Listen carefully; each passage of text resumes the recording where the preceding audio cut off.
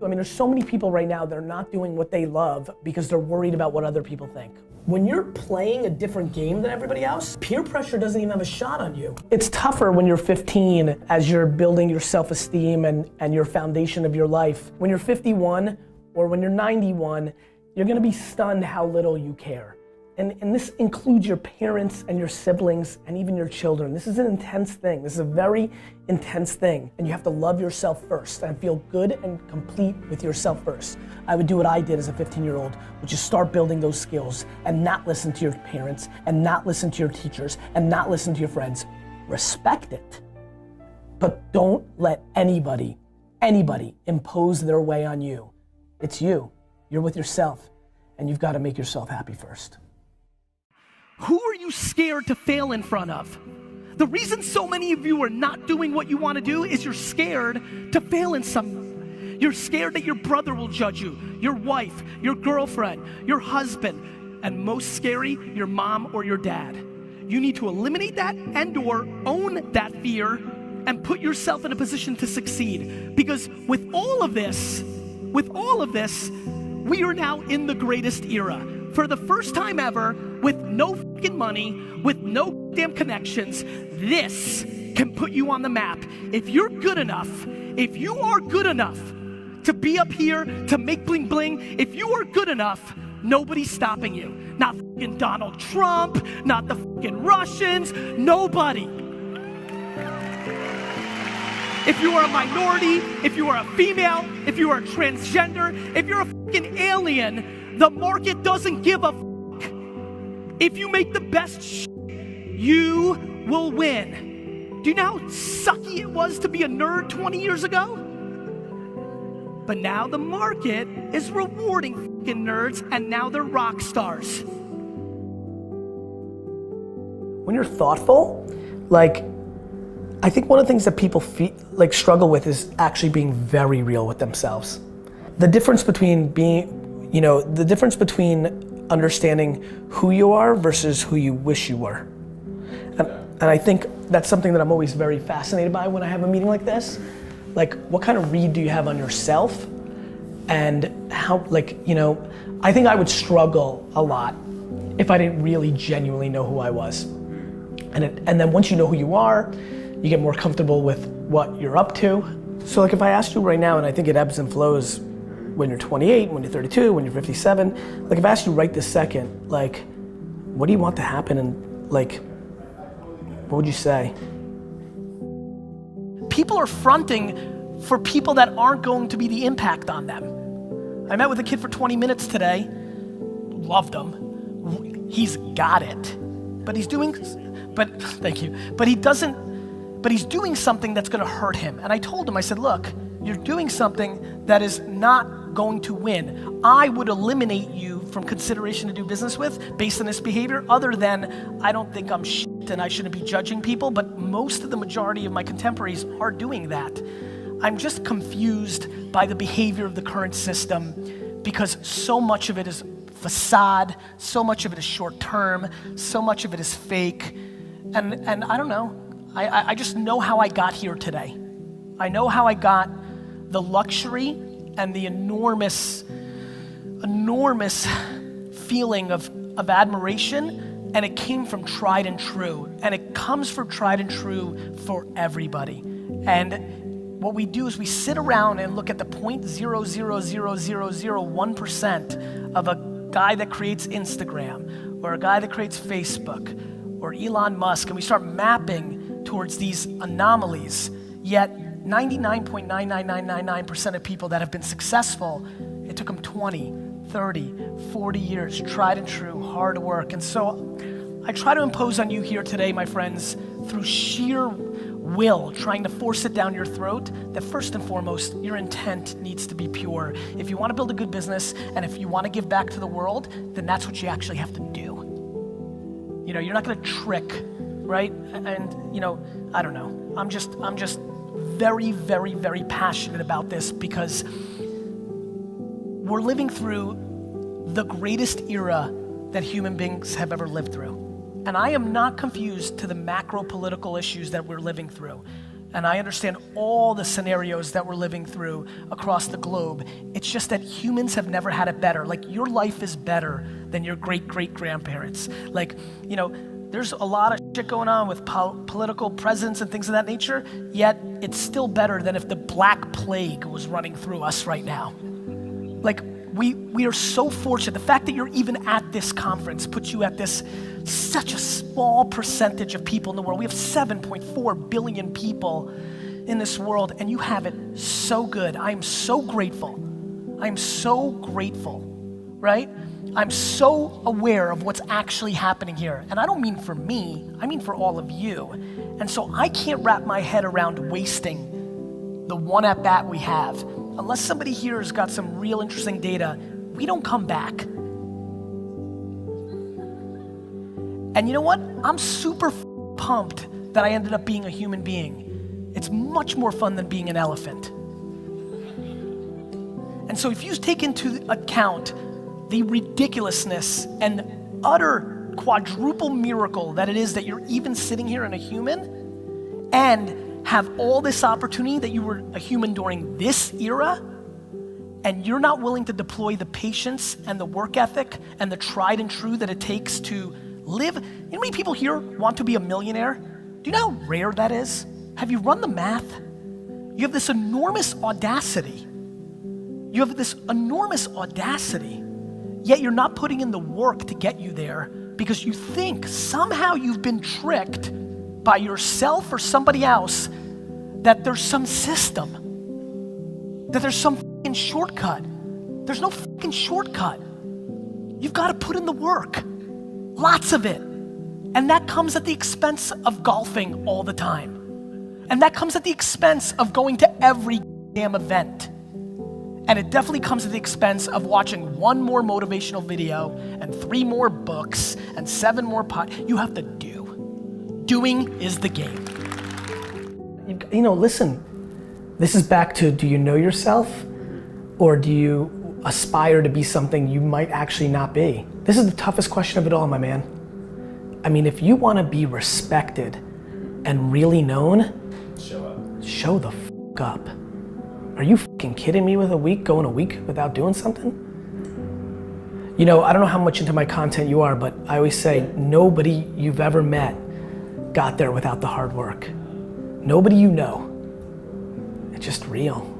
You know, do you know how insane the Daily V and the Snapchat stories has been to everybody? They didn't realize how hard I was going at it. You can't believe how many people, you know how many fucking people used to say the word luck? That word luck has gone right back. Like, nobody has the audacity to say that to my face now, and I love it. Most of you are not doing what you want to do with your life because you're worried about somebody else's opinion. Normally, your fucked up mom,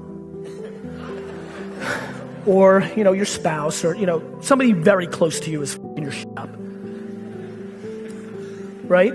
So that's awesome for me. But on the flip side, in the macro of me not giving a shit, when somebody leaves one comment on an Instagram post of like, this guy's a scam artist, I'm like strategizing how to fix that like it's the most important thing that has ever happened to me. Pulling from opposite directions is like a bridge, my friends. It is not something that you should be scared of. Too many people think it's a contradiction, think it's a flaw. When you define what true intelligence is, it is holding opposite things in your head and allowing them to push. I love that everything is easy to me. We were having fun beforehand. I'm like, what's this thing I'm doing after my keynote? And they're laughing. They're like, you didn't read it? I'm like, I haven't read shit in 20 years. I don't need to be prepared. I stay in my lane. The reason I love doing Q&A is if I don't know the answer to your question, I'll say, I don't know the answer to your question. We are fronting. We are fronting in our society. You need to triple down, quadruple down on who you are and what you know, and then you can win. When people ask me, how do I produce content? One big breakthrough in my community was when about 6 months ago, I said, you know what? You should document instead of create. It opened up so much for so many when they realized, wait a minute, right. You need to be documenting in your stories or in your vlog about the journey of becoming an entrepreneur, not claiming that you're a 21-year-old life coach and pay me $5,000 a month and I'll teach you how to fucking live. Fuck you. Speed. Speed wins everything. Speed wins everything. Speed is absolutely one of my 2 or 3 religions in business. Speed, fast. Everybody's too precious. You're overthinking your content. You're overthinking your decisions. You're better off doing 16 times and being right 3 times than not doing anything at all. You're pondering. You lack the confidence because you're worried about what people say. I like losing. That's why this is all so easy. I don't give a fuck if you said I lost. By not worrying about what other people think, it allows you to do things. By doing things, you either win or you learn from your loss, and it creates speed. It's the absolute mental difference between the people that are executing and winning versus the people that aren't. It's the fear of others. I don't want to lose, but I'm definitely more disappointed than your opinion in your blog post about my loss. And what's cool is when you actually say, F it, then you start betting on your strengths. Do you know I was a businessman in a world where going to smart colleges was the only thing that mattered for businessmen? You were only a good businessman if you went to Harvard Business School. And then I reversed it. I'm a DNF student. Like I curse, I don't dress the part. I do me, and then you know what happened? The world came to me. And so I would tell you that the best thing that you're gonna walk out of here with is something that took me a long time to really realize, is if you wanna pull this off and you want people listening to you, there's only one thing, the truth.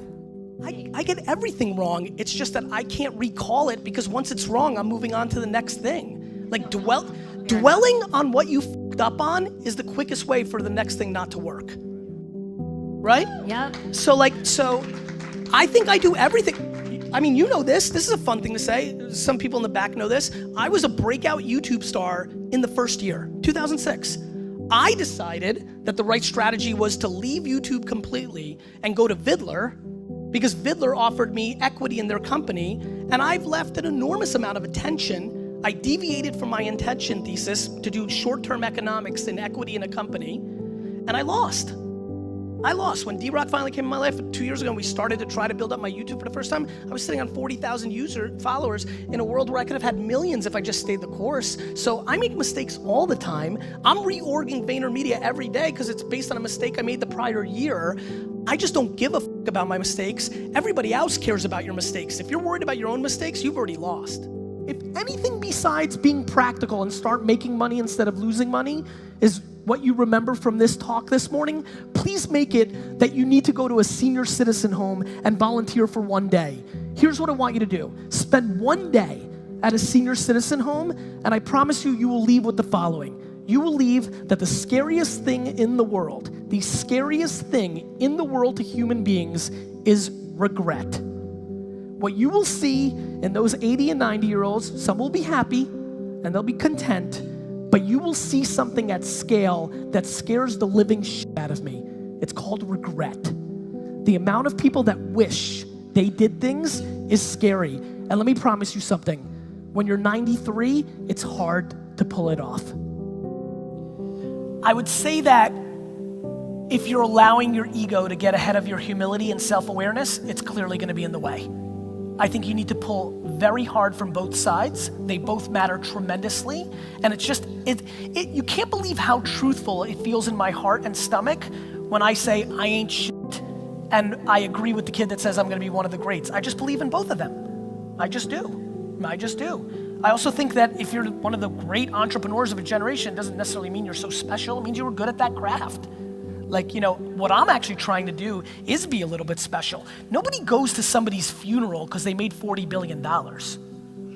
They go to the funeral because that person did something that made them feel like they should have went to the funeral. So I'm trying to do both. And so I would say that ego gets ahead of a lot of people, but I think it's really hard to analyze that from afar. Here's what I would say. If you aren't 100% happy, something's wrong. So start auditing everything. So, intent. Don't be full of shit because you're tricking the 90% that don't matter and you're losing equity with the 10% that do. Number 2, do. You've got to work. You feel super inspired from this weekend? You can't wait? What happens next Thursday? What happens next month? You have to actually work a lot. You know zero people that have built something big that haven't put in a ridiculous amount of work. And the bigger it is, the more they've worked. So many of you have your mouth way ahead of your actions. If you lack optimism, it's game over. A good one? It's true. Oh, without a doubt. Like, it's just true. Like, if you can't look for the bright side or look at the half glass full or be optimistic instead of pessimistic, if you can't do that, you just absolutely have no chance in winning, because it's all how one synthesizes what's in front of them. You know what I mean? Like, life's hard enough, the game's hard enough, the market's hard enough against you, that if you're against yourself, that's too stacked. The deck becomes too stacked. I'm gonna struggle to the day I die of allowing yourself to look at glass half empty. I feel like, now I understand it's DNA and it's wiring, and if you grow up with a mother who's extremely negative, it's a really tough situation to break out of. It's just proven, I've understood. You grow up in a tough town, I get it. There's a couple of issues with that. Number one, everybody's got stuff. The problem is nobody cares. Once you understand that nobody cares, and you're complaining to empty air, you start going in a little bit of a different direction. And yeah, I mean, I like putting out positivity. The small minority of people that are mad and angry and hateful and dark are much louder than the big percentage of us that are happy and excited and feel great. And because of the way technology works, they are much louder than they've ever been before. And so I feel like, as somebody who's got full of bright light and happiness, that I need to start getting louder about that as well, because that's the only way we're gonna combat it.